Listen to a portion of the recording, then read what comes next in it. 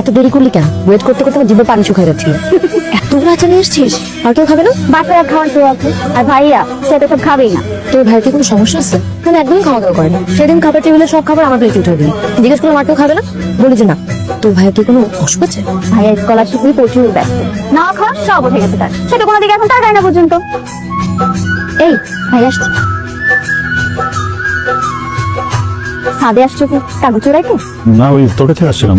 আমাকে আমাকে আর কিসের দরকার? একটু প্রেজেন্টেশন করে দিবি প্লিজ? আমি কোনো প্রেজেন্টেশন করতে পারবো না বাবা। তুই যে পারিস না আমি জানি, আমারই বোন, কি বলবো, সময় হাতে খুবই কম, প্রেজেন্টেশন করতে হবে।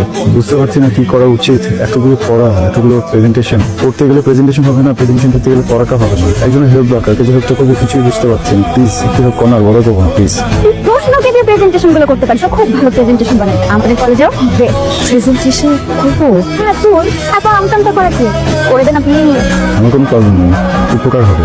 এত ভালো সাইজ কীভাবে শিখতে বলতো? এটা তো হয়ে গেছে। এটা প্রশ্ন আছে, তোমাকেই করতে হবে। কিছু মনে করবো না তো? আমি কিছু মনে করবো না। তোমার নাম প্রশ্ন কেন? আমি ছোটবেলায় অনেক প্রশ্ন করতাম, সেই জন্য আমার নাম প্রশ্ন। বাবা রেখেছিলাম।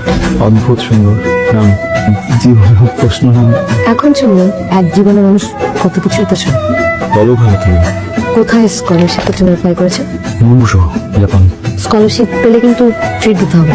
ভাই কথা, তুই তোর মনের কথা খুলে বলবি ওকে আজকে। তোর প্রেমের কথা, মনের কথাটা কি খুলে বলতেছে?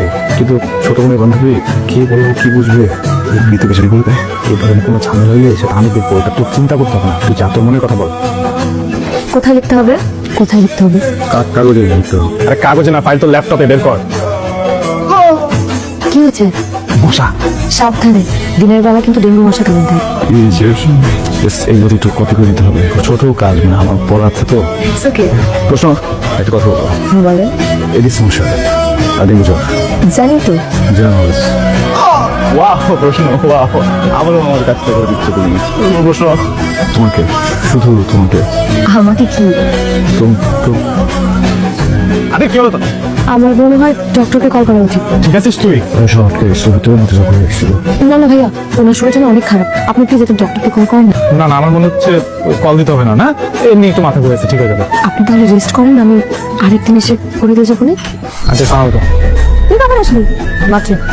কেমন আছো কৃষ্ণমা? জি আন্টি, তোমার বাবা মা ভালো আছেন? জি ভালো আছে। কথা বলতো না। ভাইয়া তুই এখানে কি করিস? ও আচ্ছা বুঝতে পারছি, প্রশ্ন আসতে না আসতেই ওর হাতে দিয়ে কাজ ধরিয়ে দিয়েছিস। এই চত ভিতর চল।